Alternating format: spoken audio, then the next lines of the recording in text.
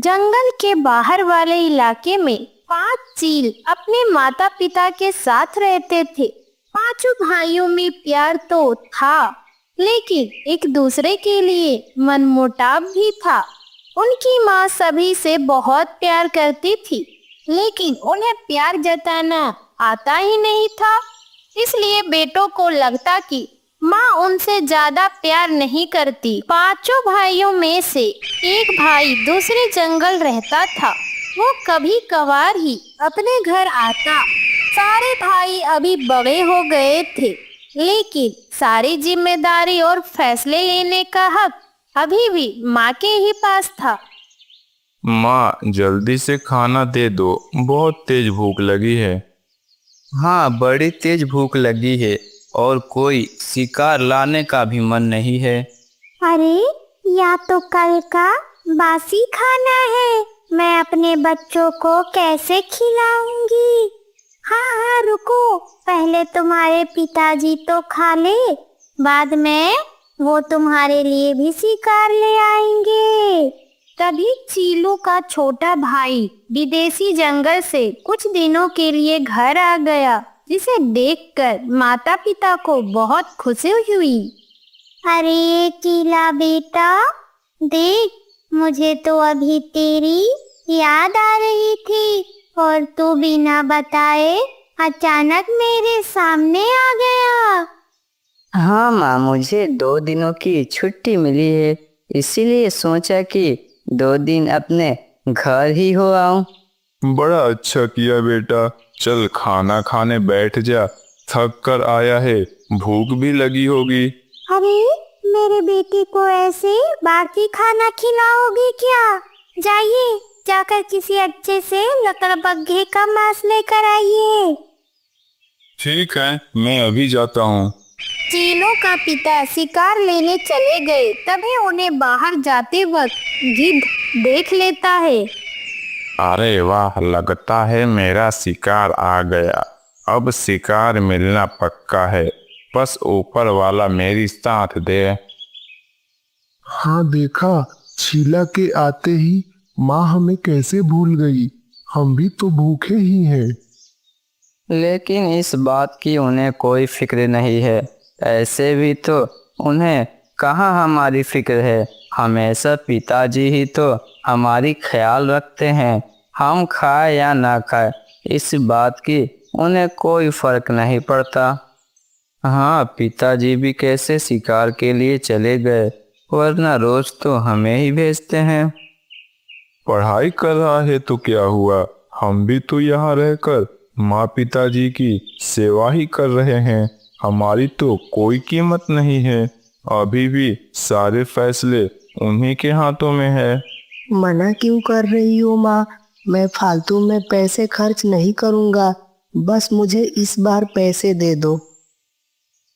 नहीं चीला, तू समझने की कोशिश कर। यहाँ पर तुम्हारे भाइयों को भी पैसे की जरूरत होती है। अब कल की ही बात ले लो। कल चंदू को किसी काम से पैसे चाहिए थे, लेकिन उसने मुझसे मांगे नहीं, बल्कि बचाए हुए पैसे से वह काम कर लिया, खुद से। माँ भी ना हमेशा भाइयों की गुण गाते रहती है। पैसे तो दे नहीं रही है, ऊपर से कान पका रही है। तभी उनके पिताजी की जोर से चीखने की आवाज आई। बच्चों! अरे, या तो इनकी आवाज है। सभी तुरंत आवाज की दिशा में चले गए। इधर चीलों का पिता गिद्ध ने बिछाए धातु से बने जाले में फंसाकर अपना दम तोड़ देते हैं। अरे, मैंने सोचा था कि इसके बच्चे में से कोई आकर इस जाले में फंसेगा। अब इसी बुड्ढे को खाना पड़ेगा। उसी वक्त गिद्ध को चीलों के आने का भनक लग गई। अरे, लगता है चील की तरफ आ रहे हैं। इसे चीखने नहीं देना चाहिए था। गिद्ध जितना हो सके उतना मांस खाकर वहां से भाग जाता है। तभी पांचों चील अपनी माँ के साथ वहां पर आ गया। उनके पति की हालत देखकर बूढ़ी माँ को बहुत बड़ा सदमा लगा। नहीं पिताजी, आप हमें छोड़कर नहीं जा सकते। नहीं पिताजी। किसने किसने हमारे पिताजी के लिए जाना बिछाया? छीले, यह सब तेरी वजह से हुआ है। ना तू घर आता और ना ही पिताजी शिकार लेने जाते और ना यह सब होता। क्या लखा भाई, तुम मुझे क्यों दोषी ठहरा रहे हो? इसमें मेरी क्या गलती है? तुम लोग तो मुझसे पहले से ही जलते हो, अब मुझ पे इल्जाम भी लगाने लगे। क्या मतलब है तुम्हारा? मैं तुमसे जलता हूँ? दोनों भाई आपस में ही झगड़ा करने लगे। तभी उनकी माँ को अचानक से जोरों का चक्कर आने लगा और वो नीचे गिर गई। माँ, माँ क्या हुआ? माँ, माँ उठो, उठो माँ, माँ उठो, चलो। और मैंने उस हिरन को ऐसे पकड़ा कि वो भाग ही नहीं पाया। हा हा हा हा। तू भी ना लखा, तुम बड़े ही अच्छे शिकारी हो भाई। अपने बेटों की बातें सुनकर बूढ़ी माँ को बहुत तकलीफ हुई। उन्हें इस बात की हैरानी भी थी कि उनके बेटे इतनी जल्दी सब कुछ भूलकर अपनी जिंदगी में व्यस्त कैसे हो सकते हैं। अजी, आप मुझे छोड़कर क्यों गए? अब मैं आपके बिना कैसे जीऊंगी? नहीं, मुझे रोना नहीं चाहिए। यार नहीं तो क्या हुआ, मुझे मेरे बेटों के लिए ही जीना होगा। अब धीरे धीरे उनकी माँ सदमे से बाहर आने की कोशिश करने लगी, लेकिन उनके बेटों को उनकी कोई फिक्र ही नहीं थी। उनकी माँ शारीरिक और मानसिक दोनों तौर पर कमजोर हो गई थी, लेकिन फिर भी वो अपने बेटों के लिए जैसे तैसे खाना बनाती थी। फिर भी उनके बेटे उनमें से कोई ना कोई कमी निकालते। ऐसे ही दिन बीत रहे थे। दिन ब दिन चीलों की माँ और भी कमजोर होती जा रही थी। वो हर वक्त घोंसले में उदास पड़ी रहती। एक दिन उनकी तबीयत बहुत बिगड़ गई। उन्हें सर्दी बुखार आ गया, लेकिन फिर भी किसी भी बेटे ने उनका हाल तक नहीं पूछा। चंदू, चंदू जरा सुन तो। अरे बेटा, मुझे जरा वैद्य जी के पास ले चल। जरा खांसी और बुखार भी लग रहा है और मन भी अच्छा नहीं लग रहा है। अरे आप मुझसे ही क्यों कहती हैं? हर वक्त बस चंदू चंदू। तंग आ गया हूँ आपकी रोज की बीमारियों से। अरे ऐसा क्यों कह रहे हो बेटा? अब मुझसे सहा नहीं जा रहा, इसलिए तुझसे कहा। जब देखो तब आप परेशान और दुखी ही रहती हैं। आपकी वजह से घर में भी आने को मन नहीं करता। बेटों की बातें सुनकर माँ का पूरा हौसला ही टूट गया।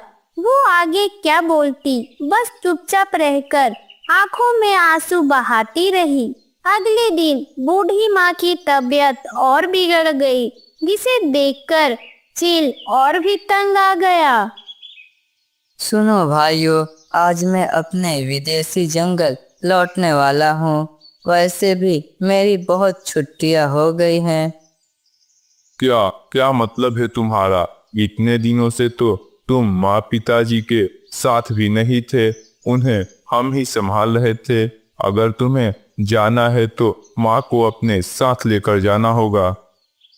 हाँ, लखा भाई सही कह रहे हैं। जाना है तो माँ को अपने साथ लेकर जा छीले, वरना कोई जरूरत नहीं है विदेश वगैरह जाने की। क्या तुम लोगों का दिमाग तो ठिकाने पे है? मैं वहाँ पे अपने ही खर्चे जैसे तैसे उठाता हूँ। अगर माँ को वहाँ पे ले गया तो उनके खर्चे कहाँ से लाऊंगा? वो सब हमें नहीं पता, और कितने दिन माँ का बोझ हम उठाएंगे। वैसे भी वो यहाँ रहकर कोई काम तो नहीं कर रही। तू ले जा उन्हें। अगर इतना ही बोझ लग रहा है तो कहीं छोड़ क्यों नहीं आते माँ को? तुम्हारी भी परेशानी खत्म और मेरी भी परेशानी खत्म। यह बात सुनकर सभी चीलों के कान खड़े हो गए। अरे छीले, पते की बात की तूने। वैसे भी मुझे नहीं लगता कि वो और दिन भी जी पाएंगे। हाँ, लगता है माँ को पिताजी के पास जाकर ही शांति मिलेगी। हाँ चलो हम इस काम को अभी अंजाम दे देते हैं। लेकिन हम उनसे कहेंगे क्या? उसमें क्या है, कह देंगे कि वैद्य जी के पास ले जा रहे हैं, तो उन्हें शक भी नहीं होगा। हाँ यह अच्छा आइडिया है। चलो माँ घोंसले में ही। चलो सूरज बेटा, जल्दी करो, तुम्हें मौसी के घर आना है या नहीं? चलो जल्दी जल्दी। हाँ मम्मी, बस 1 मिनट और मैं अपनी पढ़ाई की सारी किताबें ले तो लूँ। जल्दी करो बेटा, वरना पंछी बस निकल जाएगी। लाडो चिड़िया थोड़े दिनों के लिए अपने बहन मीना चिड़िया के यहाँ जा रही है। तभी उसे रास्ते में कालू कौआ रोक लेता है। अरे ओ मीना, कहाँ जा रही हो? कालू भैया, मैं थोड़े दिनों के लिए अपनी बहन के घर जा रही हूँ। बहुत दिनों से वह मुझे बुला रही है, लेकिन घर के कामों की वजह से मेरा जाना ही नहीं हो रहा। लेकिन अब मेरी मीना के बेटे की सगाई है, इसलिए मुझे अब तो जाना ही पड़ेगा। अच्छा अच्छा ठीक है, तुम जा तो रही हो, लेकिन लाडो तुम जल्दी वापस आ जाना। क्या तुम भूल गई, अगले महीने मेरे बेटे की भी तो सगाई है। हाँ कालू भैया, मुझे याद है कि आपकी बेटे की सगाई है। मैं कुछ दिनों के बाद वापस आ जाऊंगी। इतना कहकर लाडो वहाँ से निकल जाती है। मम्मी, मैं मौसी के घर जाकर बहुत सारे खिलौने भी लूँगा। हाँ हाँ सूरज बेटे, तू बहुत सारा खिलौना ले लेना। अब चल जल्दी, वरना पंछी बस निकल जाएगी। लाडो और सूरज पंछी बस की तरफ चले जाते हैं। रात हो जाती है। अरे वाह, यह कौन सा जंगल है? इतने सारे पंछियों के घोंसले देखकर मेरे मुंह में तो पानी आ गया। मैं बहुत देर से उड़ रही हूँ। कुछ दिनों के लिए मैं इसी जंगल में अपना डेरा बसा लेती हूँ। हा हा हा हा हा हा हा। चुड़ैल थोड़ा आगे जाती है तो उसे एक टूटी झोपड़ी दिखाई देती है। हाँ, ये ठीक है। मैं इसी में रहूंगी और सभी पंछियों का शिकार करूंगी। हा हा हा हा हा। थोड़ी ही देर बाद चुड़ैल पंछी का रूप लेकर एक घोंसले के पास जाती है। तब देखती है कि 2 पंछी सो रहे हैं। तभी चुड़ैल उनके अंडे लेकर वहां से चली जाती है। सुबह हो जाती है। हे ऊपर वाले, क्या हो गया? मेरे अंडे कहाँ गए? तभी वहां पर रानू चिड़िया आती है। अरे कबूतर बहन, क्या हो गया? तुम रो क्यों रही हो?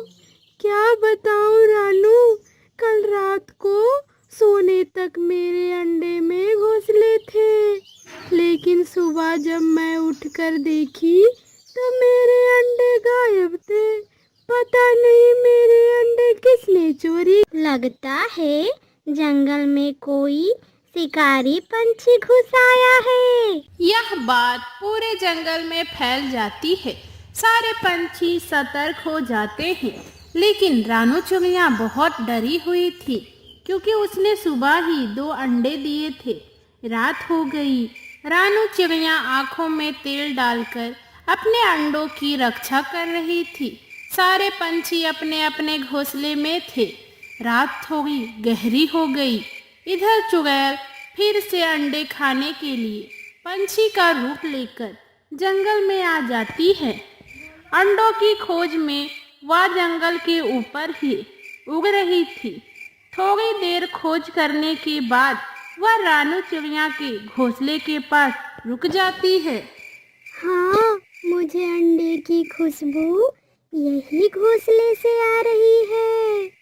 चुड़ैल खिड़की से झांक कर देखती है तो रानू चिड़िया अपने अंडों को पंखों के नीचे छुपा कर बैठी हुई थी। अरे, आधी रात हो गई है, फिर भी ये चिड़िया क्यों जाग रही है? मुझे अब मेरे जादू से इसे अपने बस में करना होगा। चुड़ैल अपने जादू से रानू चिड़िया को अपने बस में कर लेती है। जैसे ही रानू चिड़िया के बस में आ जाती है, चुड़ैल अपने हाथ लंबे कर लेती और रानू चिड़िया के दोनों अंडों को चुराकर वहां से चली जाती। चुड़ैल का जादू सुबह होने तक चलता रहा। जैसे ही जादू का असर खत्म हो गया, रानू होश में आ गई। उसने देखा उसके भी दोनों अंडे गायब थे। सुबह होते ही पूरे जंगल में अफरा तफरी मच गई। रानू चिड़िया जोर जोर से रोने लगी। तभी वहां पर कालू कौवा आ गया। अरे रानू, क्या हुआ? तुम रो क्यों रही हो? क्या बताऊं कालू भैया, कल सुबह किसी ने कबूतर के अंडे चुराए थे और आज मेरे भी अंडे चोरी हो गए। मैं तो रात में तेल डालकर आँखों से मेरे अंडों की रक्षा कर रही थी, लेकिन पता नहीं मुझे आधी रात तक तो सब कुछ याद है, लेकिन आधी रात के बाद का कुछ भी याद नहीं आ रहा। सुबह जब मेरी आँख खुली तो मैंने देखा मेरे अंडे गायब थे। रानू की बात सुनते ही कालू कौवा सोच में पड़ गया कि ऐसा कैसे हो सकता है। लगता है जंगल में सच में कोई चालाक शिकारी पक्षी घुस आया है। वह दिन में नहीं, रात में शिकार कर रहा है। एक बार जाकर पूरा जंगल छान मार लेता हूँ, कोई नया घोंसला ही दिख जाए। कालू जंगल के ऊपर उड़ रहा था। थोड़ी देर ऐसे ही खोज करने पर जंगल के बाहर एक बड़े से अजीब से डरावने पेड़ के नीचे एक अनजान झोपड़ी दिख जाता है। वह तो अच्छा हुआ कि उस वक्त चुड़ैल खाने की तलाश में झोपड़ी से बाहर गई थी। अरे, यह किसका झोपड़ी है? पहले तो यह झोपड़ी यहाँ नहीं था। मुझे झोपड़ी के पास जाकर देखना पड़ेगा। लगता है झोपड़ी में कोई नहीं है। मैं अंदर जाकर देखता हूँ, तभी मुझे सच में पता चलेगा। कालू चुपके से अंदर जाकर देखता है। अंदर जाते ही कालू की आंखें फटी रह जाती है। पूरे झोपड़ी में हड्डियों के कंकाल पड़े थे। अंडों के छिलके और तंत्र मंत्र का भी सामान पड़ा हुआ था। कालू समझ जाता है यह कोई मामूली पंछी का झोपड़ी नहीं है। कालू एक सेकेंड का वक्त ना गवाते हुए वहां से अपनी जान बचाकर निकल जाता है और पास वाले एक पेड़ की टहनी पर आके बड़े से पत्ते के पीछे छुपकर उसे घोंसले पर नजर रखता है। धीरे धीरे शाम हो जाती है। तभी वहां चुड़ैल पंछी का रूप से उड़ते हुए आ जाती। झोपड़ी के पास आते ही वह अपने असली रूप में आ जाती है और झोपड़ी के अंदर चली जाती है। कालू सारा नजारा पास पेड़ के टहनी से देख रहा था। अच्छा, तो यह जादूगरनी चुड़ैल है। लगता है यही रात में जंगल में आकर पक्षियों के अंडे चुरा कर खा रही है। इससे पहले कि आज रात को फिर से किसी के अंडे चुरा कर खा ले, उससे पहले मुझे इसको सबक सिखाना पड़ेगा। कालू सीधा वहां से निकलकर तंत्र मंत्र करने वाले जादूगर तोते के पास आ जाता है।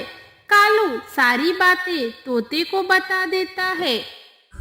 बस इतनी सी बात?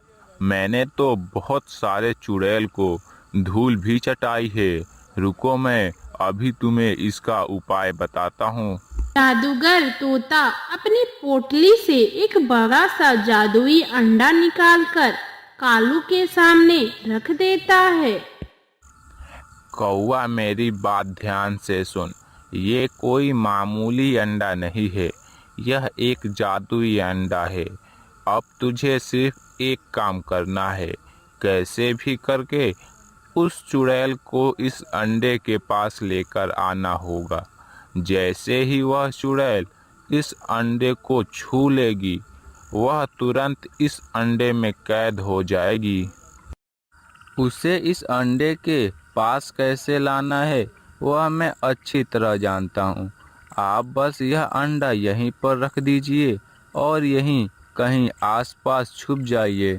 अगर वह यहाँ आई और उसके अंडे छूने से वह कैद नहीं हो पाई, तो आप अपना कोई दूसरा जादू करके उसे कैद कर लेना। ठीक है, अब जल्दी जाओ और उस चुड़ैल को यहाँ तक लेकर आओ। रात हो गई, सारे पंछी सो गए थे। इधर कालू चुपके से चुड़ैल के झोपड़ी की तरफ आ जाता है और मन ही मन बोलने लगता है। सुना है जंगल के उत्तर दिशा में बरगद के पेड़ के पास जो झरना है, उसके पास ही एक शुतुरमुर्ग ने अपना ताज़ा ताज़ा अंडा दिया है। शुतुरमुर्ग का अंडा कितना बड़ा होता है और उतना खाने में स्वादिष्ट भी होता है। अभी जाता हूँ और उस अंडे की दावत उड़ाता हूँ। कालू वहां से निकल जाता है। कालू की यह सारी बातें चुड़ैल अंदर से सुन रही थी। अरे वाह, आज तो मजा ही आ गया। कितने दिन हो गए मैंने शुतुरमुर्ग का अंडा नहीं खाया। मुझे शुतुरमुर्ग का अंडा बहुत ही पसंद है। इससे पहले कि वह कौवा का पिल्ला उस अंडे को खा जाए, उससे पहले ही मैं चली जाती हूँ। चुड़ैल बिना अपना रूप बदले झोपड़ी से निकल पड़ती है और कालू के पहले ही अंडे के पास आ जाती है। जैसे ही वह अंडा को छू लेती तो वह अंडा के अंदर ही कैद हो जाती है। तो दोस्तों, कैसी लगी आपको हमारी ये कहानी? दोस्तों, यह कहानी यहाँ पर खत्म नहीं होती। अगर आपको इसका अगला पार्ट देखना है तो हमें कमेंट में ज़रूर बताना, और यह स्टोरी अच्छी लगे तो लाइक और शेयर ज़रूर करना।